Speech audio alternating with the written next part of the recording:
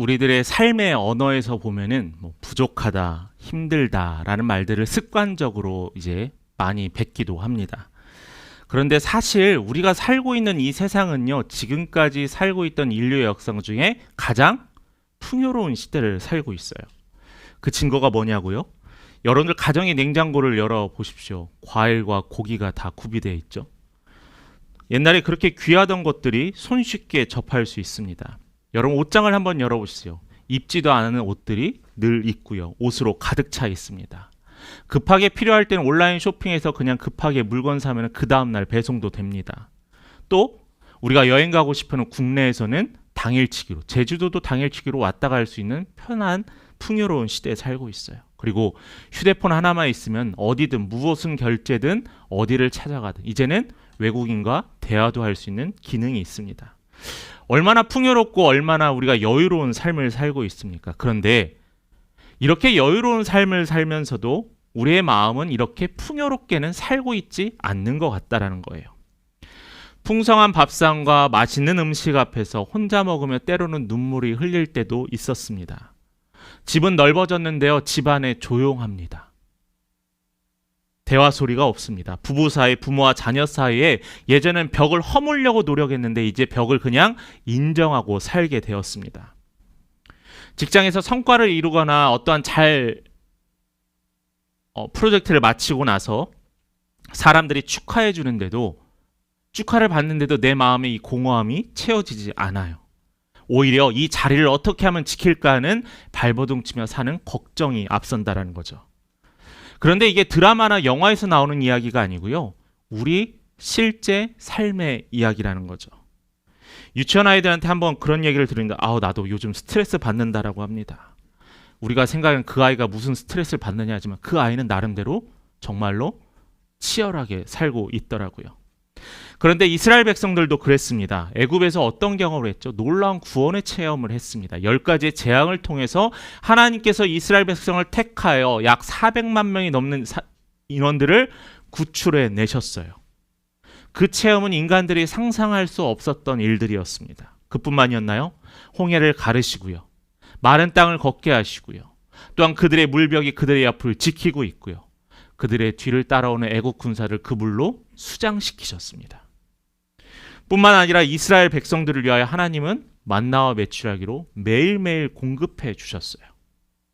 또한 구름 기둥과 불 기둥을 하나님이 그들이 가야 할 길을 인도해 내시고 또한 광야에서 버틸 수 있도록 그들을 보호하셨습니다.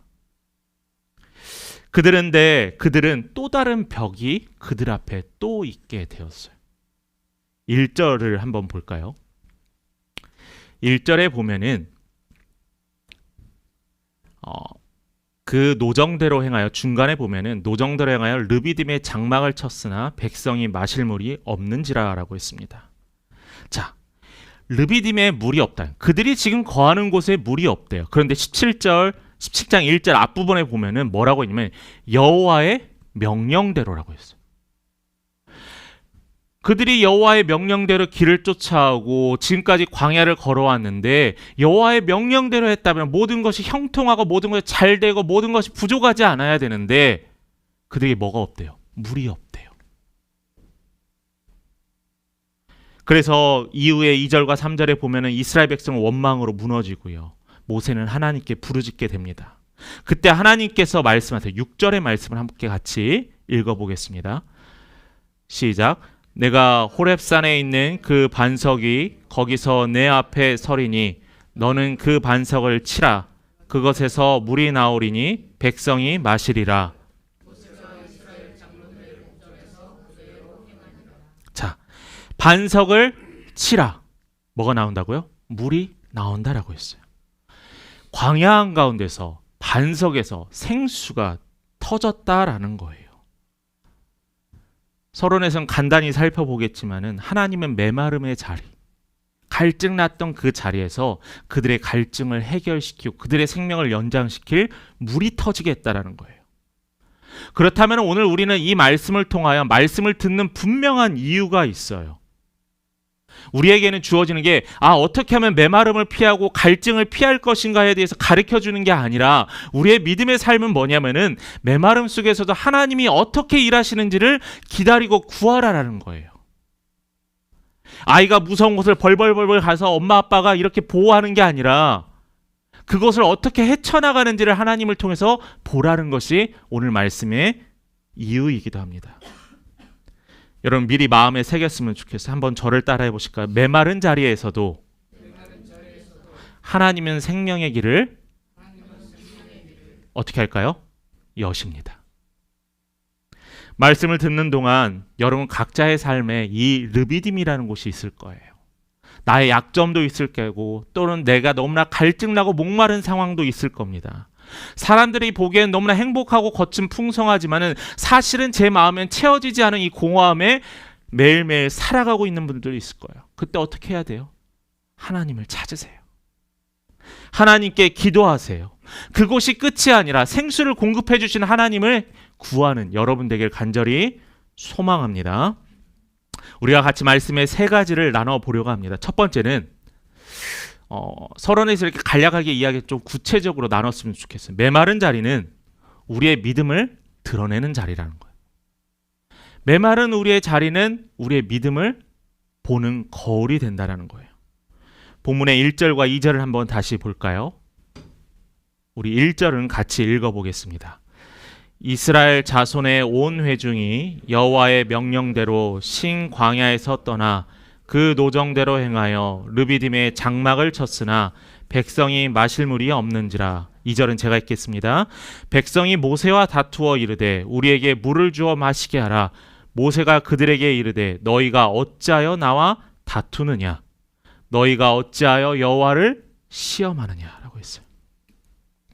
중요한 사실은 여호와의 명령대로 그들이 걸어왔습니다. 자, 그렇다면 여러분 어떤 생각을 할까요? 내가 지금 목마르고 메마른 상황이 우연이 아니라는 거예요. 하나님의 명령대로 그 말씀을 따라왔는데 내가 지금 목마름과 물을 구할 수 없으면 하나님의 의도셨다라는 거예요. 하나님이 우리를 괴롭히기 위해서 우리를 의도를 가지셨나요? 아니에요. 우리의 믿음을 시험하고 우리의 믿음이 단단한지 확인하기 위함이었다라는 거예요. 왜요? 그들이 하나님이 예비하신 그 가나안 땅에 들어가기 위해서는 그들의 믿음이 확인하고 그들의 믿음이 단단해져야 할 필요가 있었기 때문이라는 거죠. 자, 그렇다면 우리는 질문을 이렇게 해봐야 될 거예요. 왜 하나님은 백성에게 메마른 자리로 굳이 오게 하셨을까? 자, 메마른 자리의 의미를 우리는 확인해야 돼요. 그 메마른 자리는 우리의 믿음을 확인하는 시험대라고 했잖아요.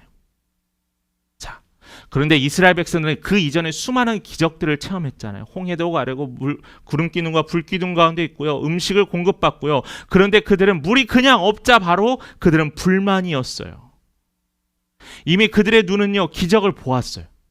그들의 삶은요 이미 기적을 체험했어요. 그런데 하나님을 신뢰하는 믿음은 아직도 메말라 있다는 거예요. 하나님은 일하시는 걸 이미 보여줬는데 우리는 자꾸 어떻게 하나님이 일하는 걸 보여주세요. 하나님이 살아계신 걸 보여달라고 하나님께 말하는 거예요. 성도 여러분, 우리는 구약 성경을 읽을 때마다 항상 그래요. 이스라엘 백성들 왜 이렇게 연약하죠? 왜 이렇게 어리석죠? 내가 만약에 그것을 체험했다면 나는 하나님을 절대 의심하지 않을 거야 라고 여러분 생각합니다. 그런데 이건 이스라엘 백성들의 이야기가 아니에요. 나의 이야기예요. 우리의 이야기예요. 교회에서 은혜를 경험하고 기도의 응답도 이미 많이 받았습니다. 그런데 일상의 이 작은 결핍과 불편함 때문에 나의 입술은 찬양이 아닌 불평이 터져 나온다라는 거죠. 결국 이 메마른 자리는 내 믿음이 어디 있느냐라고 물어보는 거예요. 내 믿음이. 그래서 우리는 한 가지 분명히 해야 될 것은 메마른 자리는 믿음이 끝이 아니라는 거예요. 믿음을 배우는 훈련 장소라는 겁니다. 이스라엘에게 물이 없었던 것은 하나님께서 그들을 버리신 게 아니에요. 여러분들의 어려움을 경험하는 여러분들을 하나님 버리신 게 아니에요. 여러분들의 믿음을 강건하게 세워주기 위한 것이라는 걸 잊지 말아야 한다는 거죠. 말씀의 시작에서도 이미 이야기했지만 사람들은 너무나 풍요롭게 잘 살고 있어요. 요즘 20대와 30대의 특징이 뭔지 아세요? 종교를 안 갖지만은 종교성은 강해지고 있다는 거예요. 한 뉴스 기사를 봤는데 결혼을 앞둔 사람들을 대상으로 나는 절로라는 프로그램이 있다고 합니다. 들어보셨나요? 8천여 명이 모였대. 결혼하려고. 절에. 종교가 내가 없더라도요. 교회 안에서도요. 그런 만남의 자리들이 많이 있습니다. 왜 굳이 그 자리에? 그들의 영성과 또한 종교성이 살아있다는 거죠. 풍성하지만은 갈증이 있다는 거예요. 돈으로 사랑을 살 수 없고 명예로 평안을 가질 수 없습니다. 이 갈증 앞에서 어떤 이는 세상을 원망하지만 어떤 이는 또한 사람도 붙잡고 해결하려고 해요. 그러나 믿음의 사람은 어떻게 한다고? 하나님께 부르짖는 거예요. 달라야 하잖아요. 세상 사람과 우리는 좀 달라야 하잖아요. 하나님을 체험하고 하나님이 살아계심을 믿는 우리는 달라야 하잖아요. 세상 사람과 똑같은 방법과 똑같은 절차라면은 우리는 그들과 다를 게 없잖아요. 우리는 이러한 비슷한 일들이 성경의 한 인물을 가지고 또 한 여인의 이야기를 하려고 합니다. 바로 사무엘의 엄마 한나입니다. 그녀는 자녀가 없어서 삶이 메말랐고요. 멸시받았고요. 고통 속에 살아갔습니다. 그때 그녀는 어떻게 했냐? 하나님을 부르짖고 하나님께 나아갔습니다. 눈물로 기도했어요. 사람을 붙잡은 게 아니에요. 누구에게 도움을 청한 게 아니에요. 하나님 앞에 나의 마음을 쏟아내놨어요. 하나님은 그녀의 기도를 잊지 않으셨습니다. 그러면서 나중에 결국 사무엘이라는 이 선지자를 보내주셨다는 거죠. 한나의 이야기는 분명히 우리에게 이야기합니다. 메마른 자리는 끝이 아닙니다. 믿음으로 하나님을 찾을 때 길이 열린다라는 거예요. 그래서 여러분들이 만약 메마른 자리에 선다면 왜 내게 이런 일이 일어나지라는 질문이 아니라 이렇게 물어보세요. 여러분, 왜 메마른 자리라고 포기하시냐는 거예요. 이스라엘은요, 광야 가운데 딱딱하고 아무런 틈이 없는 이 반석에서 그걸 깨트려 물을 보이셨다라는 거예요. 한나가 눈물로 기도할 때 하나님은 새로운 생명을 주셨다는 거예요. 메마른 자리는 끝이 아닙니다. 하나님께서 믿음을 세우시고 새롭게 시작하는 시작점이 된다는 시작점. 그러므로 사랑하는 성도 여러분, 메마른 자리에서 포기하지 마십시오. 절망하지 마십시오. 그곳은 하나님께서 여러분들의 믿음을 확인하는 장소라는 것, 또한 은혜의 자리라는 것 여러분 기억하시며 살아가시길 바랍니다. 우리가 나눌 또한 두 번째는 메마른 자리에서는 하나님께서 생명의 길을 여신다는 생명의 길. 본문 4절을 함께 같이 읽어보겠습니다. 시작. 모세가 여호와께 부르짖어 이르되 그들이 조금 있으면 내게 돌을 던지겠나이다. 이스라엘 백성들은 원망했어요. 단순히 불평이 아닙니다. 물이 없어. 갈증난다. 어떻게? 그냥 걱정이 아니에요. 그들은 구체적으로 행동을 해요. 어떻게 해요? 모세를 향하여 돌을 던져 그에게 원망의 화살을 돌리려고 해요. 그건 뭐예요? 다름이 아니라 하나님께 돌을 던지는 행위였거든요. 이제 그들은 폭력으로 번질 위기에 처했습니다. 결국 이 메마른 자리는 이스라엘 백성들의 위기가 되고 말았어요. 그런데 그때 어떤 일이 일어나요? 길이 열려요. 이스라엘 백성들은 원망했지만 하나님은 여전히 그들과 함께 하신다. 그들을 바라보고 계신다는 거예요. 모세를 향하여 돌을 던지려고 했죠. 하나님은 그 모세와 함께 이스라엘 백성과 함께 있었다는 거예요. 그래서 그에게 뭐라고 해서 반석을 치라라고 합니다. 반석. 그 단단한 반석. 절대 일어나지 않을 것 같은 그 반석에서 생수가 터졌다라는 거예요. 이게 누구의 방식이요? 하나님의 방식. 지금까지 하나님은 하나님의 방식으로 수없이 일해왔어요. 물을 가르시고 자연을 다스리시고 그들을 먹이시고 입히셨던 그 하나님께서는 이제 생수 반석을 깨트려 물이 나오게 하셨습니다. 인간의 이 지식과 상식으로는 이해할 수 없어요. 그런데 우리의 삶은요, 설명할 수 없는 게 너무나 많다라는 거예요. 우리는 이렇게 생각, 과학적으로 어떻게 이런 걸 설명할 수 있을까 하는데 과학자들이 설명할 수 없는데 왜 그들이 신앙생활하고 왜 믿음을 갖고 있겠습니까? 창세기 1장에도 이러한 이야기가 있습니다. 혼돈과 흑암과 공허함 속에서 하나님의 영이 운행했다라고 했어요. 수면 위에 운행했다고. 그러면서 어떤 일이 일어났죠? 하나님의 창조가 일어났습니다. 또 이사야 43장에 보면은 하나님께서는 광야, 아무런 길도 없는 그 광야에서 길을 내셨고요. 또 사막의 강을 내신다라고 하신 분이에요. 불가능을 가능케 하신 분이 누구요? 하나님이시라는 거예요. 사람의 기대와 계산이 닿지 않고 경험하지 않은 그곳에서 하나님께서는 새로운 길을 여시고 물을 허락하신다는 거죠. 또 신약에서 예수님께서 어떻게 얘기하시냐면은 요한복음 7장에서 누구든지 목마르거든 어떻게 하라고 하셨죠? 다 내게로 오라. 생수의 강이 흘러 넘치리라는 거예요. 우리 삶에도 이런 반석 같은 자리가 있습니다. 기도의 응답이 더디는 것이 있죠. 그냥 바로 오늘부터 큰 마음을 먹고 기도했으니까 그냥 기도가 바로 반석이 쪼개듯이 바로바로 열리면 얼마나 좋겠습니까? 근데 때로는 이 기도의 제목이 1년, 2년, 5년, 10년 나의 평생에 이르기까지 기도해야 될 때도 있어요. 그럴 때마다 어떻게 생각해요? 하나님 정말 듣고 계십니까? 하나님 제 마음을 알면서 왜 이 기도는 나에게 들어주지 않으세요라고 원망할 때가 있어요. 그러나 성경 하나님의 말씀은 이야기합니다. 바로 네가 그 기도하는 자리가 물이 샘솟는 반석의 자리가 될 거라는 거예요. 우리의 눈에는 아무것도 일하고 있지 않은 것처럼 보입니다. 그런데 반석은요, 깨질 준비로 물을 뿜어낼 준비를 하고 있었다는 거예요. 우리의 삶이 그래요. 아무것도 움직이지 않고 아무것도 하고 있지 않는 것 같지만은 하나님은 이미 우리를 위해서 각자 일하고 계신다. 저는 그게 위로가 돼요. 그래서 저는 포기하지 않아요. 그래서 저는 희망이 있고 소망이 있습니다. 그냥 남들이 생각하는 막연한 기대가 아니에요. 확실한 믿음이에요. 왜냐하면 우리 하나님이 말씀을 통해서 이미 수없이 증거해 주셨기 때문에요. 남들은 그럽니다. 자녀가 대학 좋은 데 가고 직장 좋은 데 가면 성공했다? 그게 무슨 성공이에요? 가장 중요한 성공은 하나님을 제대로 아는 거예요.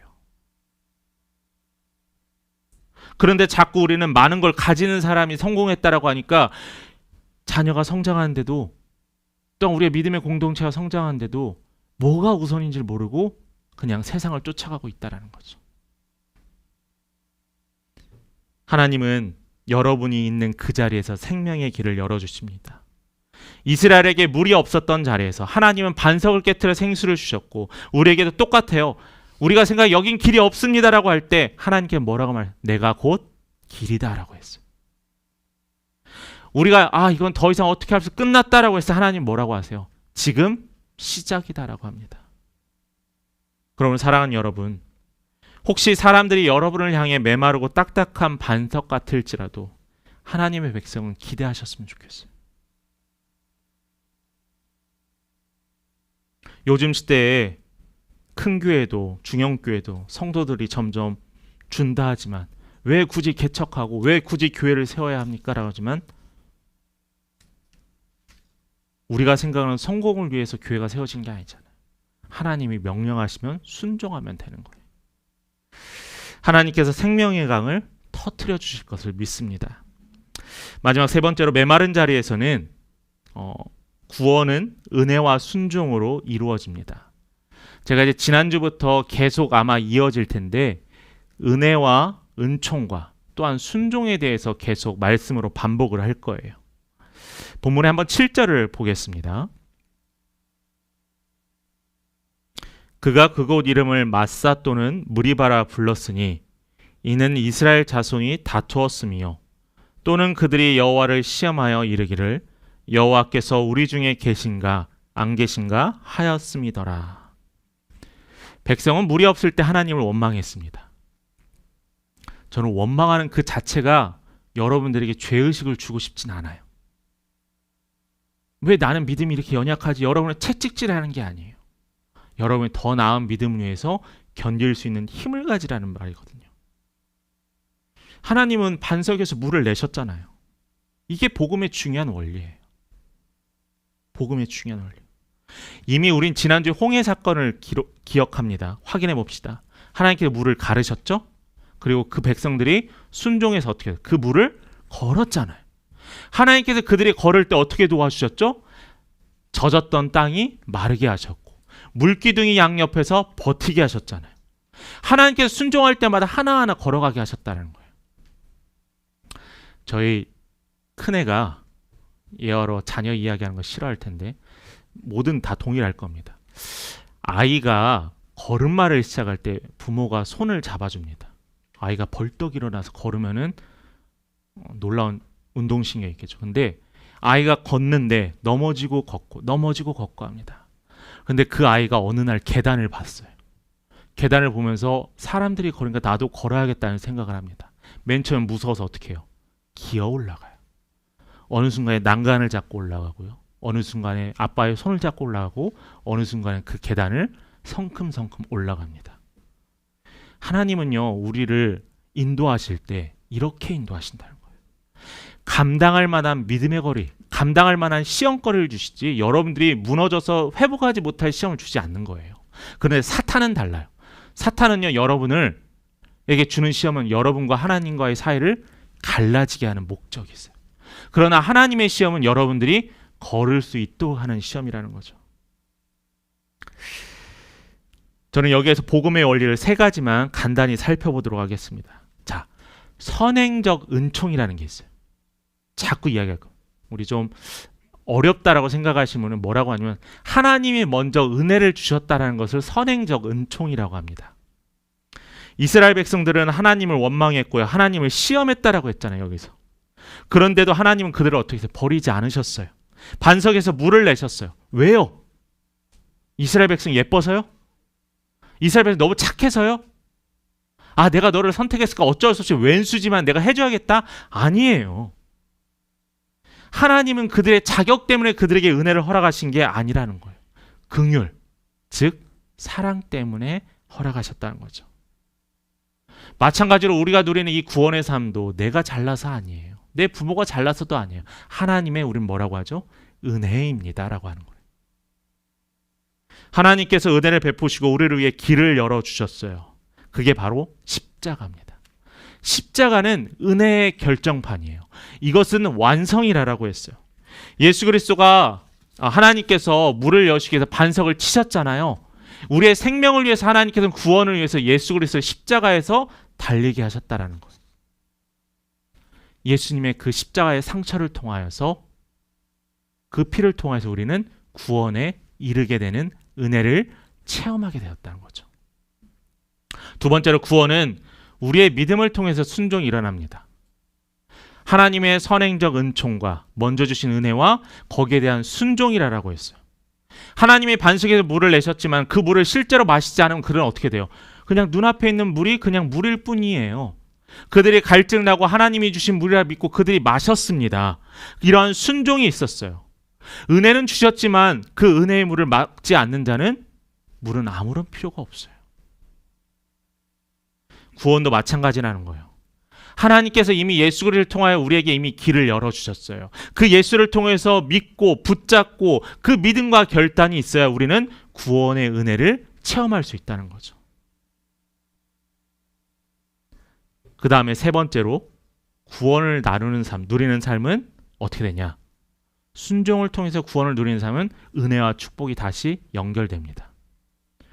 구원은요, 단순히 우리가 미래에 나중에 천국 가는 그냥 보장으로 끝나면 안 돼요. 여러분들의 삶에서 날마다 솟는 은혜가 있다는 거예요. 샘솟는 은혜를 찾고 샘솟는 하나님의 일하심을 확인하는 게 우리에겐 기쁨이 되고 은혜가 된다는 거예요. 자, 그럼 볼까요? 하나님 먼저 은혜를 주셨습니다. 그 은혜에 우리가 반응하고 순종했어요. 순종했더니 또 하나님께서 다시 은혜를 주셨어요. 이게 계속 우리의 삶의 믿음의 여정에 반복된다는 거죠. 그게 우리가 마지막 그 날까지, 예수 그리스도가 오시는 그날까지 우리가 믿음을 지킬 수 있는 유일한 통로이고 방법이라는 거죠.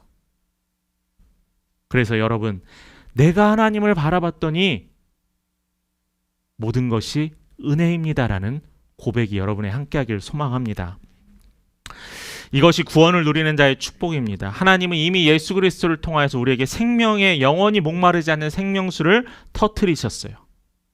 어둠과 죽음으로부터 구원의 길을 열어주셨어요. 이제 우리가 할 수 있는 최선의 것은 그 말씀에 순종하고 하나님을 찾기 위해 우리가 두리번거려야 합니다.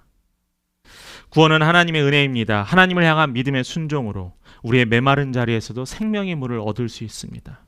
광야 한복판에서도 사막 한가운데서도 우리는 물을 얻을 수 있습니다. 말씀 마무리합니다. 이스라엘 백성들은 메마른 광야에서 하나님을 원망했지만 하나님은 그들을 위해서 물을 허락하셨어요. 이게 복음이고 이게 구원입니다. 우리가 아직 죄인 되었을 때 하나님께서 우리를 사랑하셔서 예수 그리스도를 보내주시고 임마누엘의 하나님으로 우리에게 말씀해 주시고 생명의 길을 열어주셨어요. 구원은 은혜로 시작하고 이제 우리는 믿음의 순종으로 반응했고요. 우리의 삶 속에 더욱더 하나님의 은혜가 가득합니다. 그래서 여러분, 우리가 결단해야 될 게 있어요. 두려워하지 마세요. 걱정하지 마세요. 한숨 쉬지 마세요. 그게 바로 하나님이 일하시려고 하는 여러분들의 기도를 기다리는 말씀이라는 겁니다. 하나님은 생명의 길을 내십니다. 그리고 그 길 위에서 우리는 오늘도 하나님의 은혜와 생명을 누립니다. 이 믿음의 고백이 우리 공부하는 학생들의 학업 위에, 우리 직장과 삶의 터전 위에, 또한 사업체 위에, 여러분들이 거하는 모든 곳 위에 이 은혜의 샘물이 매일매일 흘러 넘치기를 간절히 축원합니다.